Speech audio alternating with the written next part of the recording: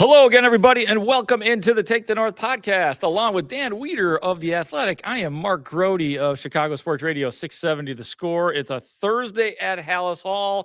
That is where this program is originating today. I am in the official media room where all the official interviews take place. Dan, you're somewhere. You're in the atrium. I see the official badass bear behind you. Tell us our whereabouts, because I know our Take the North audience would like to know where you roam throughout Haugh. Yeah, I'm somewhere. That's all I'm going to tell you. I'm in an undisclosed location here inside of Haugh.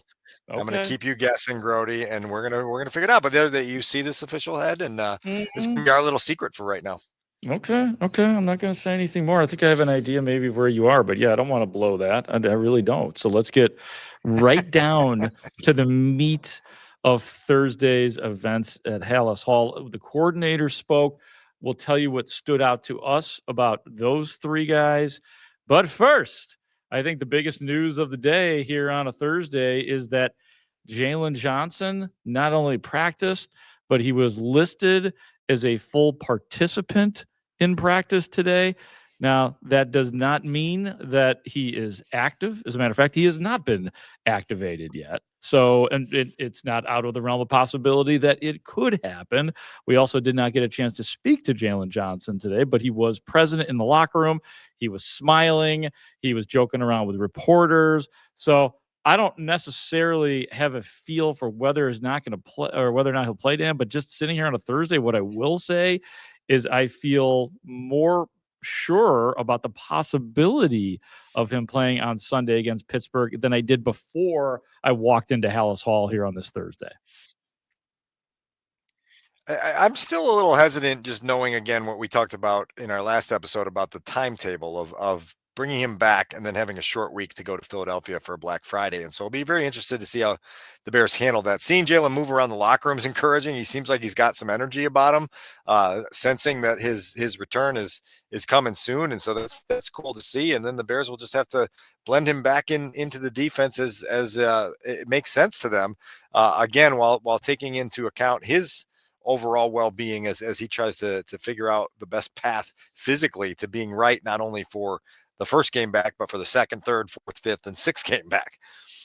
To your point about Jaylon's enthusiasm and all of that, and we saw it in full force in the locker room. We did get a chance to talk to Tyreek Stevenson, who is literally like 2-3 lockers to the left of Jaylon Johnson. So Jaylon Johnson is lurking during the interview. But here is what Tyreek, and you'll hear Jaylon make a contribution, but here is what Tyreek Stevenson said about having Jaylon Johnson back in practice and a couple follow-ups for him. It's great. He look like he hasn't missed a step. Definitely excited to have him back. You think he's going to play? I don't know. He on his own time and as usual. Speaking of him, but don't know when he'll play. Hopefully this week or next week, but pretty much on his own time and just excited to have him back. And then I turned the mic to Jaylon Johnson after the horde of reporters the amoeba had started to move away from Tyreek, and I said, "Hey, Jaylon, you going to talk today?" And he said, "No." And then I said, I thought for sure that you were going to talk. I mean, I know you don't have to, but I thought for sure that you would talk. And he said, "That's above my pay grade," with a smile on his face. So yeah. While it does sound like you sound pretty skeptical about the pos, and yeah, if I had to bet money, I'd probably say, like, if I had to give a yes or no, it'd probably be no. But I didn't think that I would feel any sort of hope at this time in the week heading into the Steelers game based on everything that we know. It's going to be a good conversation for Ben Johnson on Friday as he kind of weighs through this decision and figures it out. I think the Bears have said that Jaylon Johnson will talk as soon as he's activated to the 53-man roster. That could come as early as Friday. If that happens, we'll get to hear more from Jaylon. And then you just have to figure out what the Bears are going to do with the mechanics of this. And again, we talked about the depth that they've established in the secondary now that can help them navigate this in a way that might make sense for them. And fascinating storyline this week as we're getting ready for a Pittsburgh Steelers team that's got injury questions of its own to answer, and Jaylon's obviously been waiting to get to be a part of this team and this defense for a while. He's only played 2.5 quarters of football, I think, this season, and so certainly going to be fascinating to see when he is officially back in the mix. Very interesting. Yeah, and of course, the player about whom we are all discussing in Pittsburgh, here in Chicago, and quite frankly, anybody that cares about the NFL is will Aaron Rodgers play? And again, as we're recording on Thursday, he was limited in practice. It certainly seems to be, Dan. And I don't know if your opinion has gotten stronger on whether or not he's going to play. It seems that they're giving it every possible chance for Aaron Rodgers to play unless it just becomes untenable with the left broken wrist. Yeah, well, I tell a story that came to me during my time in Minnesota, and you remember the game when Brett Favre was declared out for the Minnesota Vikings, and then on the morning of the Monday night game in Minnesota, called the head trainer and said, "Hey, Shug, does out mean out?" And Eric Sugarman, the head trainer, said, "It has in every other instance than this." And Brett Favre talked himself into playing that football game that night. I tell that because it's a sign of the drug that football is to a lot of these highly competitive quarterbacks. Aaron Rodgers is cut from that cloth. He loves playing against the Bears. He loves playing at Soldier Field. So I think he is going to push as hard as he is allowed to push to be activated for this game on Sunday. And then people with the power in the Steelers organization with medical guidance and everything else will make the ultimate decision. But I think we know where Aaron Rodgers is leaning if it was left entirely up to him.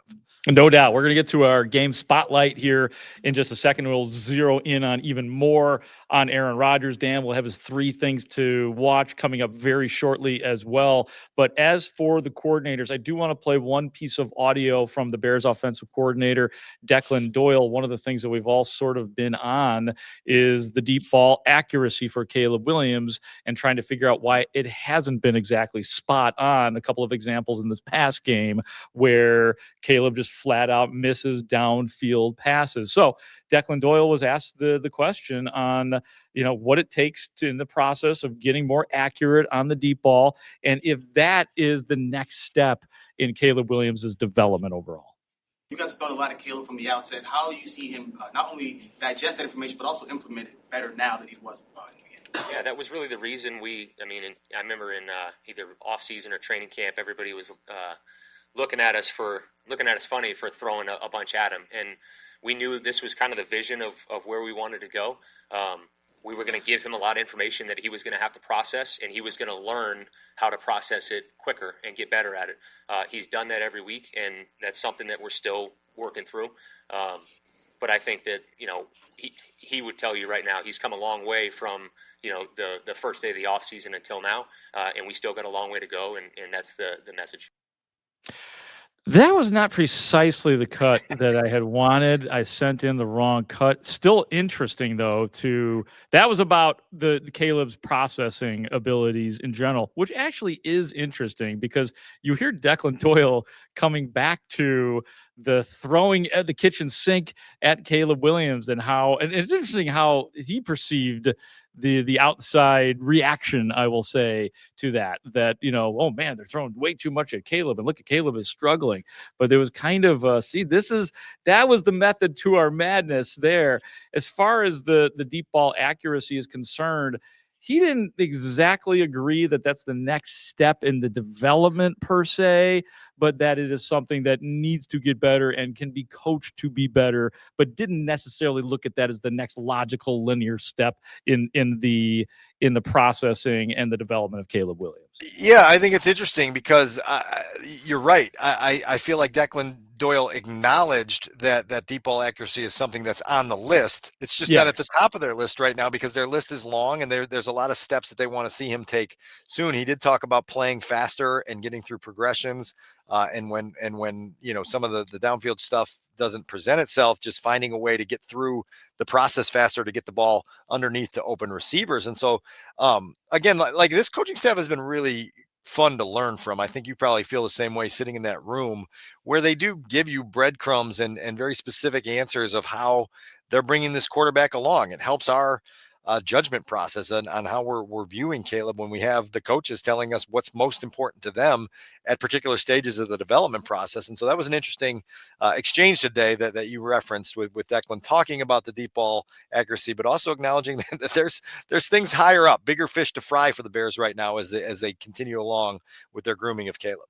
That is the truth. Let's get on now to our game spotlight on the Take the North podcast. And I do believe, Dan, it should center on Aaron Rodgers and some of the back and forths that have taken place out here at Haugh in terms of Aaron Rodgers, Caleb Williams, Ben Johnson, and just the monumental task it is to play all that comes with taking on Aaron Rodgers, most of which we've discussed in heavy detail. I am going to give you a small choose your own adventure in a couple minutes. So you're going to get yourself buckled in and you're going to tell me what you want me to do in a minute or two. But we're going to start with this very specific topic of Caleb versus Aaron, in the hope that the Bears' young quarterback gets a chance to go up against a quarterback that he admired growing up, that he felt really strongly about his game and gravitated toward, and told a lot of people throughout his childhood, throughout his college days, that was a guy that he really wanted to model himself after and really enjoyed watching. We did get a chance to hear from Caleb on Wednesday afternoon about the very topic of his admiration of Aaron Rodgers. We'll listen to him first and react on the backside of this. You were growing up, what was it you liked most about Aaron Rodgers?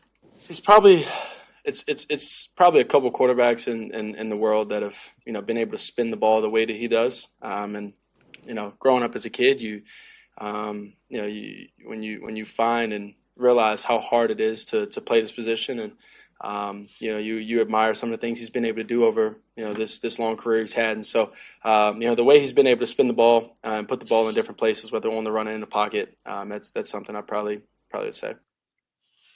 So there's Caleb Williams on Aaron Rodgers, Mark. And so it's interesting to hear a young quarterback express that outright. And obviously he was much, much younger when Aaron Rodgers got into the league. And now Caleb is in the league and he's playing alongside Aaron Rodgers, hopefully on the same field as him Sunday. He was not as animated about it as maybe I thought he would be. And that's probably for the better. You don't want to come over and slobber all over your opponent, let alone a guy that tortured Bears fans for as long as he did. So he may have had that in his head. But just to say that he spins the ball that way, and it's true. Like the guy at the peak of his powers, man, nobody had a better looking football coming out of the quick release. We talk about elusivity all the time with Caleb Williams. I'm surprised that he didn't mention some of that part of Aaron Rodgers' game. But yeah, I mean, as much as you hate to hear it, I'm sure Bears fans do. That's a pretty good guy, quite honestly, to look up to as a quarterback if you're a kid in this league, or a kid coming up in this league.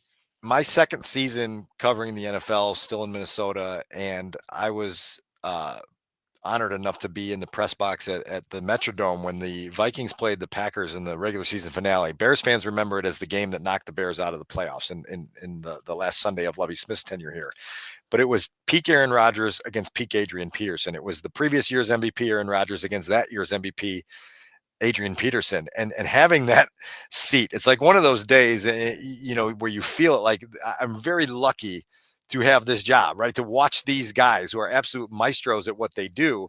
And that was, an early taste for me of covering Aaron Rodgers in person. I'll give you an example of another one in a minute or two, where you just sit there and, again, at the peak of his powers, which he's past that now. We would all agree on that. Mm-hmm. It's just fascinating to watch a guy be able to pinpoint passes on the move from the pocket. It's just all on a string, right? He's just a puppeteer on the football field. And it's fascinating to be a firsthand observer of that and see that live. And it's like something in my entire sports writing career where you're like, yeah, this is cool to be able to tell people this. As a child, I watched Michael Jordan play in the Chicago Stadium, and you're like, yeah, like you reflect on that and you go, man, I got to watch that guy in person do what he does. His ability to obviously not only hit receivers and make stars out of receivers, just so good. And he still does it this day at getting tight ends involved, at getting running backs involved, play action, like just so good at that, to where there was never a piece of a Aaron Rodgers offense that wasn't ridiculously dangerous. His powers are not what they once were, but we like to use the word lickety split here on this pod. He still gets rid of that ball lickety split. That's his trick now, like better than ever. So you still got to be alert. He doesn't have the same power as he did, but he's still got plenty of power in that arm and in that brain, quite frankly. As you know, and this is another part of the coordinators. I love what Dennis Allen said, because he just admitted, look, you're not going to fool this guy at this point. I mean, you still try to disguise defenses. You still try to switch things up for Aaron Rodgers, but he has seen it all.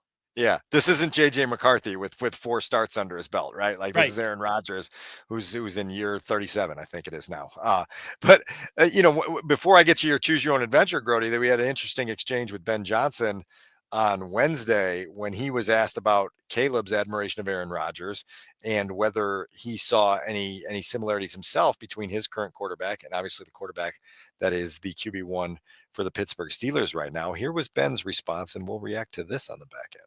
Caleb has expressed his appreciation for Rodgers' game in the past. Do you see any similarities with how Caleb plays position compared to Rodgers? I probably not right now. I think he's elite right now at getting the ball out of his hands. I think he's got if he doesn't have the fastest snap to throw time in the league right now, he's got to be close.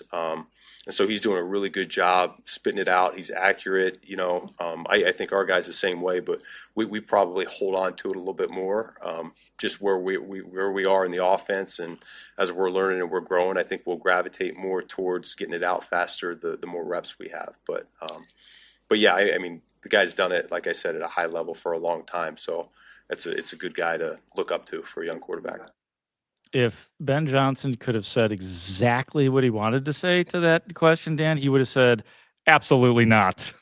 Let me give you the first part of that answer one more time. Hey, Ben, any similarities between Caleb and Aaron Rodgers? Caleb has expressed his appreciation for Rodgers' game in the past. Do you see any similarities with how Caleb plays position compared to Rodgers? Absolutely. Man, give him credit. He eventually did say no, not right now. And again, there's messaging there. It's the messaging of like, my offense is going to reach its peak powers when our quarterback learns to spit it out more quickly and to get it to the playmakers, right? Like, yes. I mean, honestly, that's where we're headed. Right. And so really fascinating to kind of just see Ben react organically to that question and get some intel that I think gives us an understanding of, well, wait a minute, like this is a second-year quarterback. That's a surefire Hall of Famer. Let's slow our roll here and make sure we understand what the apples and the oranges on the fruit basket are. He probably went back behind us where I am right now, went backstage from the media room and was like, I can't give him that right now. I can't, right? Did I answer that question? I can't compare this quarterback to Aaron Rodgers yet. It's just, I will say the getting away, being elusive, that I know we always go to Patrick Mahomes, but again, at the peak of Aaron Rodgers' powers, and maybe he's been doing it this year too. I guess I haven't watched closely enough to every single Aaron Rodgers snap, but there were times when he would play the Bears and anybody back in the day where you're like, how the hell did that guy just get away? And he's not as fast or wasn't as fast and quick as Caleb Williams at the peak of his powers, but he was pretty fast and pretty quick, even though that part of his game did not get emphasized as much as obviously the downfield threat and putting points up on the board. Yeah. The answer is no. So here comes your choose your own adventure here. We had a search, a very, very exhaustive search for a piece of audio that I wanted to bring from Aaron Rodgers from 2020 to the podcast today. We were unable to turn it up, but I do have the full quote. And so your choose your own adventure here is, do you want me to just paraphrase this and tell my little anecdote, or do you want me to read the quote as if I'm Aaron Rodgers in a way that will give I come on, you know the answer that I'm going to give to this. Of course I want you to do it as Dan Wiederer, as Aaron Rodgers, but I don't know how you've gotten down all these Green Bay quarterbacks, man. Your Brett Favre is pretty spot on too. So 2020, we all remember what that season was for the Bears. They got off to a hot start. Then they started to skid a little bit, and they were in the middle of a skid when they went to Lambeau Field in December of that season. And they were fighting to find themselves, and they ultimately didn't find themselves. And they went and they got beat 41-25 by the Packers. I was so frustrated at that point of one, covering a football team during a pandemic and watching games from my couch and then getting on Zoom when they were over to talk to people, that I didn't want to write another Bears, laid a turd story. And so I requested permission from my teammates to go over to the Green Bay Zoom and be able to plug a couple questions into Aaron Rodgers about some things there. And so ultimately I asked him a question about it. I think it was the first touchdown pass he threw of the game. It was this extended play touchdown to Davante Adams. How many times did we hear that as observers of Bears Packers games? And it was just a very question, how did you process that touchdown pass to Davante very early in the game? And then Aaron, got on the Zoom and said, okay, yeah, well, I saw that they dropped 8 at the snap, so I knew I'd have a little bit of time. We ran a 2-man concept to that side with Davante and Robert, and that was about 50-50 as to whether Tay was going to stop his route and break it off at the top of the stem, which actually wasn't in the plan, but I thought he might make that reaction. He didn't. So I went to Robert, and right when I was about to throw, he slipped. So I reset back in the pocket because we had done a nice job on the right side and doubled Khalil over there. And as I reset back in the pocket, I saw Davante kind of roll behind Trevathan, and I knew based on the pre-snap look, they probably wouldn't have anybody on the left side who would disrupt the throw in that area. So I just tried to put it high, knowing Davante has such great leaping ability, and obviously he came down with it. And so, Grote, I pushed back from my my desk in my home office at that point. I was like, man, that was like listening to a brain surgeon come out of the operating room and tell you how he did the procedure, right? Like this is how I did it from before the snap to the point I throwed to the point I threw, I guess you can get the English right. And these are all the things I saw, all the things I knew, how I reacted to how they reacted, and how ultimately I put a ball on the money for a great receiver to make a touchdown catch. And this is why the Packers beat the Bears over and over and over and over and over again. It was just such a reinforcement of, yeah, at some point, Bears fans want one of those guys, right? A guy that can perform that level of surgery, do it with such confidence of what he was seeing and how he's reacting to what he was seeing. And it was a moment. I know it would have been better if we had the actual audio clip of that post-game press conference from Aaron Rodgers. I did my best with the impersonation. I don't think it was my best impersonation of Aaron, but hopefully you get the point. But I see where you're coming. Like I definitely see the base of that impersonation. It needs work. Well, the only place it needs work is there's a fine line with the accent. I was getting a little twang. Yeah, I was getting a little twang in this one, and it's not there. But I understand the base of where you're coming from, and it's really good.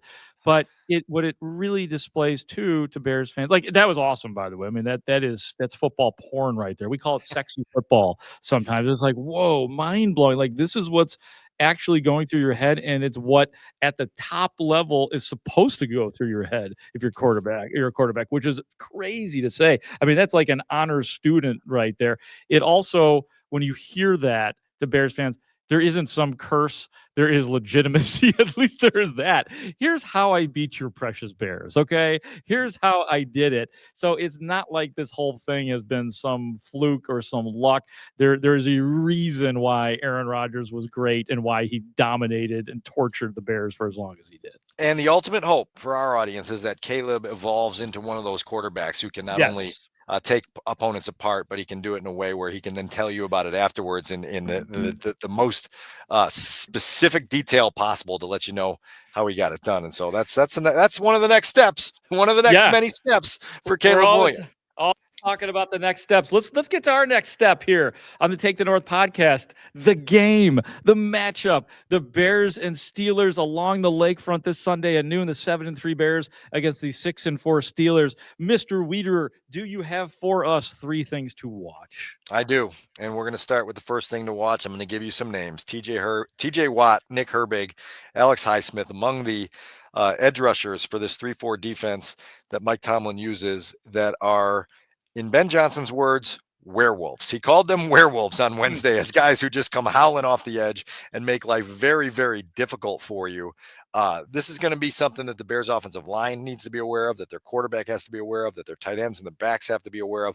This is a really good front, and it's a front that can cause problems for you if you are not careful. I'll let you weigh in on that, and then we'll have a little bit of audio from Declan Doyle that reinforces something that we talked about on our last episode. Yeah, it's sort of like the dream scenario in a lot of ways in terms of getting production from a lot of different guys on that Steelers defense in terms specifically of getting to the quarterback. That's why this is total Bears envy stuff. As you mentioned, TJ Watt, 6 sacks. Nick Herbig, the linebacker, Wisconsin guy, has 6.5 sacks this year. The nose tackle through 10 games, Keanu Benton, has 4.5 sacks this year. Not to mention that they have linebacker Patrick Queen on that team, the 2-time Pro Bowler. He's their top tackles guy, but they have a lot of dudes, Dan, to your point, that get to the quarterback. And so offensive line beware for the Bears. So you talked just a minute ago about sexy football. We have heard some allusions this week, starting with Ben Johnson, about the precision needed for Caleb Williams in this offense and understanding the depth of the pocket when you're going up against this front and making sure that you don't get too deep in the pocket and expose yourself to trouble. Ben Johnson referenced that on Wednesday. Declan Doyle followed up today with a more detailed explanation of what they're looking for. Ben mentioned yesterday the importance of understanding depth of pocket this week. What's unique about what the Steelers do that makes that an extra focal point in terms of, obviously it's a focal point every week, but with this particular group? The speed off the edge is the biggest thing. So a lot of times you'll get teams or rushers that are bull rush players that are just trying to crush the pocket. These guys have great get off, and the biggest thing is, they're rushing your edges. They can get to the top of that pocket pretty quickly, and so you got to make sure that if the quarterback continues to lose depth, you start to put the tackles in a challenging position where they don't know where the quarterback is. They're always trying to put themselves between the rusher and the ball, and so the deeper you get, the harder that becomes on those tackles.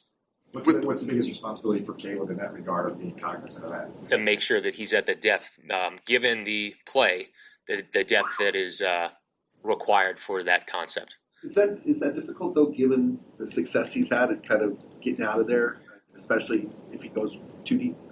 No, because those are principled things like within every play. Like it doesn't change from this week to when we started training camp. And so, on a given concept, we're going to expect him at a certain yardage. And if he's beyond that, he needs to be stepping up into that pocket. And that's why the interior portion of the protection is really important as well, to be able to establish an area that he can step into and still keep his eyes down the field. They're really pushing discipline, man. I mean, that's a lot right there. Detail. Detail. The exactness, the depth, the yardage, all those things that he's talking about. And honestly, these are probably the things, just because of the way that Caleb Williams was allowed to play in college and maybe to some degree last year. These are not things that are these are things that got to be coached for Caleb Williams, because he hasn't always had to think about discipline and depth and exactness, especially like that. That's not been part of the way he's been coached. So just more evidence of what they are pushing on, forcing Caleb Williams to do in a good way.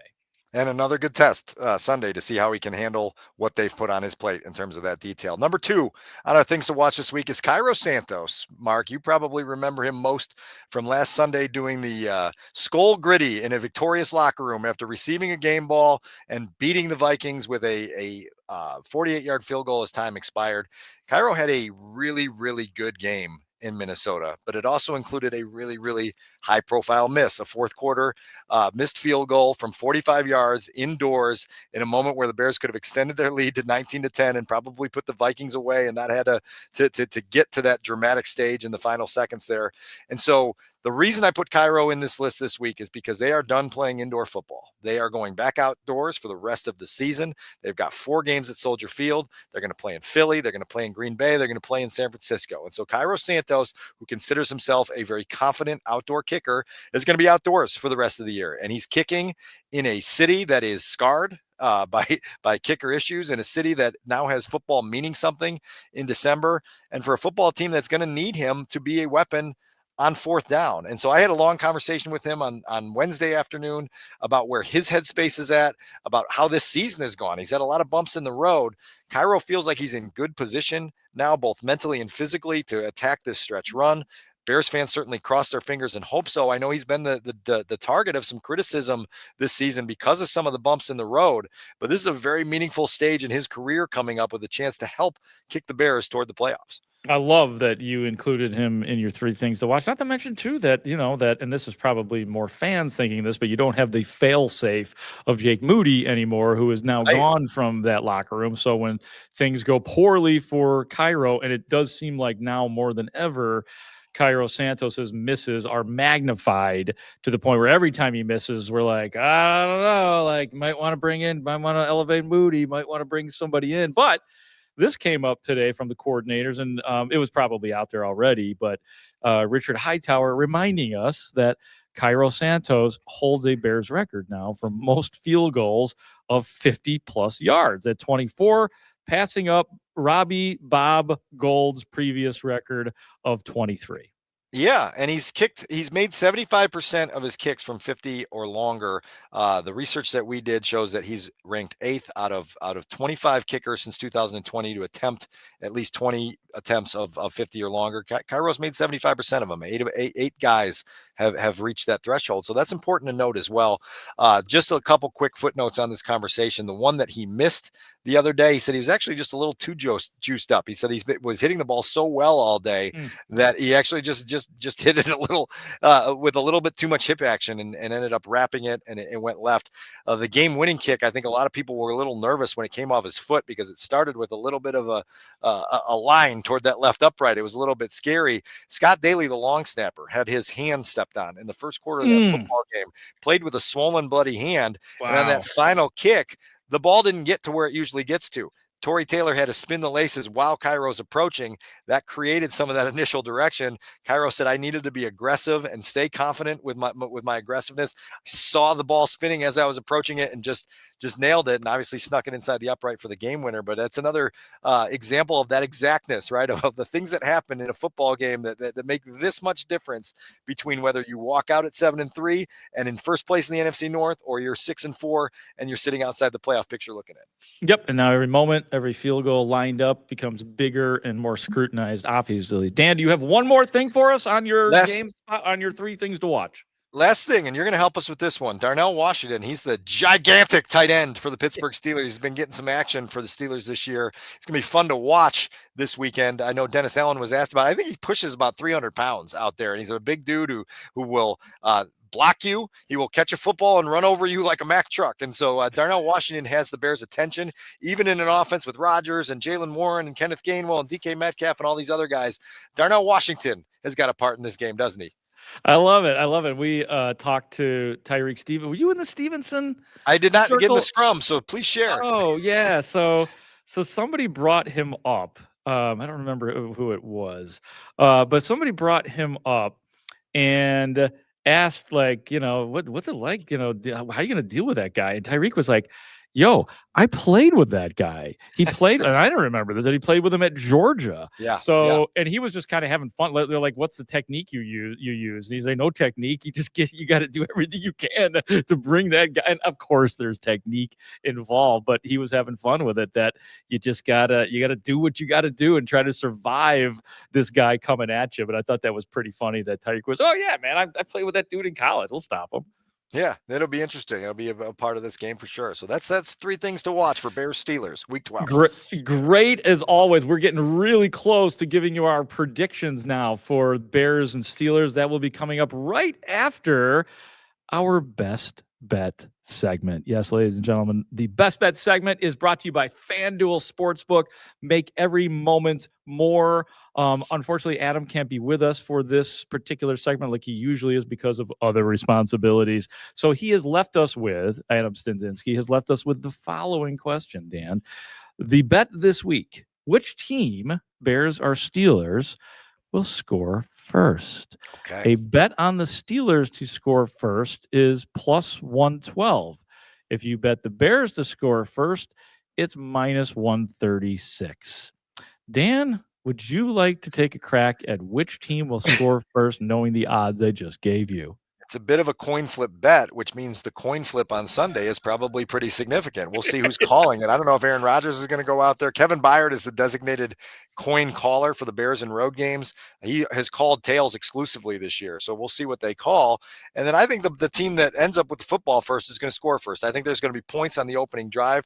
I'm going to go ahead and on a hunch, say that it's the Bears that get the football first. They go down the field and they get points to start the game. So I'll take the Bears at minus 136 to get this done, to be the first team to put points on the board. You guys, you and I are thinking similarly because we both know that some of the best drives the Bears have had this year have been on their first drives for what Ben Johnson has schemed up and has scripted. So I was actually thinking the same, like the coin flip. And it really comes down to that a lot. But I'm going to stay positive too, Dan. I'm going to stay right with you. I'm going to say the Bears will get the ball first. They will call tails and they will win. And the Steelers call the coin, so they're going to call the coin. So the Steelers will call heads, and then the coin will land tails. Right. Of course. Yes, of course. But somehow, some way, the Bears will have the ball first, whether it's through deferral or whatever. They will score, and I'll say that Luther Burden will catch the Bears' first score. I'm going to go Burden. I'm going to go Ben. We haven't we're going to see some creativity out of Ben Johnson. So I am absolutely with you on that one. So we both say that the Bears will score the first touchdown this week at Soldier Field. Before we do our picks, the Best Bet segment was brought to you by FanDuel Sportsbook. Make every moment more. It is the moment of truth as we attempt to pick the Bears and the almost said Packers, which feels normal. Feels that way, right? Yeah. It really does. It has it because it does have all the feelings of a big game too, because you have two first place teams, but Aaron Rodgers changes the entire trajectory and feel of the game. I'm kind of trying to avoid doing my pick. I'm struggling with this one, Dan. Do you have a distinct? I have a pick, but honestly, at any more time that I get to think about it, I'll take, because I'm struggling with this one this week. Also struggling with it. I did make a pick. Kevin Fishbane makes me file my pick for the Athletic before we ever come on and do this podcast. So he's a senior writer, so senior writers have those kind of power. Yeah. And I did not feel good about putting it in, but my pick this week is Steelers 24, Bears 20. There's a couple reasons here. The Steelers have been really opportunistic, and I know the Bears have been really good, particularly Caleb, at taking care of the football. But the Steelers have 9 interceptions. They've forced 14 fumbles and recovered 9 of them. They do get after you a little bit in a way that can change the game a little bit. You would imagine that Rodgers, if he plays, he gives them a little bit of an edge to make sure that they're taking care of the football and not giving the Bears defense the opportunities that they've had most of the season. And you just have to figure that this close game wizardry that the Bears have can't work every week, right? And so, like, at some point, one of these close games is going to swing in the other direction. I'm afraid that it's going to be this Sunday against the Steelers at Soldier Field. So I've got Steelers 24, Bears 20. I am picking the Steelers to win as well. I'm going to go 27-24, so not far off from your pick. I just with that defensive line, like we talked about earlier, with all that, and they're going to be jacked up too, man, to go after and get Caleb Williams with Watt and Herbig, as we talked about. Alex Highsmith, they didn't even mention him. He's had an ankle injury, but he's got 5.5 sacks. The nose tackle is getting to the quarterback. So I think this could be even though the offensive line probably should be earning our benefit of the doubt, I think this is going to be a rough one for them. So with that said, and the Aaron Rodgers-ness of it all, he is very comfortable, like in all seriousness, obviously very comfortable playing at Soldier Field, an 11-3 record there, 24-5 against the Bears on the overall. He feels very comfortable against this team. So there's some ways for the Bears to win this game, but I do not feel great about it right now as we sit here. So Steelers are going to win at 27-24. I don't like saying it, but it's true. I know it's going to be a bummer of a post-game pod. We've been doing all these victory podcasts later, and we're going to have to be like, here we are at Soldier Field, and it didn't go the way they wanted. And so that is what it is. But hey, at least the Bears scored first, You know who I'm worried about, man? You know who I know? Because I just Aaron Rodgers and all his work with tight ends through the years against the Chicago Bears. I just got this bad feeling about Pat Freiermuth. That's a great name, but Pat Freiermuth, 23 catches, 279 yards, 3 TDs. He's at a 68-yarder this year. The Bears have a way of getting beaten by tight ends, it seems. So be on the lookout for Freiermuth. A big touchdown there in the fourth quarter. Oh, man. All right. So there it is, ladies and gentlemen. More to come still, but we appreciate you all listening. Dan, anything else? I feel like we've covered just about everything, but anything else you want to get across before we get the heck out of here? I got one more tease. For those who subscribe to The Athletic, get their my colleague Kevin Fishbane a tremendous story, Grote, on what has been the story of the Chicago Bears this season. It's been Ben Johnson's good, better, best chant. Kevin went deep into the origins of this with Ben, back to his days growing up in Asheville and playing high school football and being around a program that his dad coached in. He got to the bottom of why it's resonated so well inside this locker room. You know that Bears fans have been loving it over these last 8 weeks to 7 times. Get those videos on the night of the game with Ben leading that post-game locker room chant, going crazy like that. Kevin gives you the inside story of the whole thing. It's a fantastic read. I would recommend checking that out. I can't believe, I'm very impressed with you, Dan. Considering the juice involved in doing a story like that, I'm surprised you didn't demand to be the one to do that story. But Kevin Fishbane, Fishy Business, pretty good at telling the story too. Did an unbelievable job with it, did a great job with the reporting, and then obviously wrote it up to make it sing for the masses, and the masses should enjoy this one. Well, that's awesome.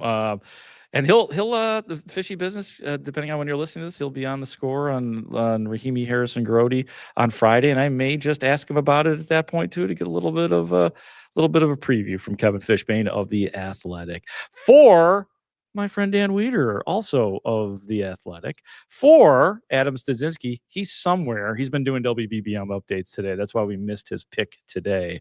But if I know Adam like I know Adam, he probably is picking the Bears, because this is no time to not be picking the Bears to win. He's probably picking them to go to 8-3, and we all hope he is right.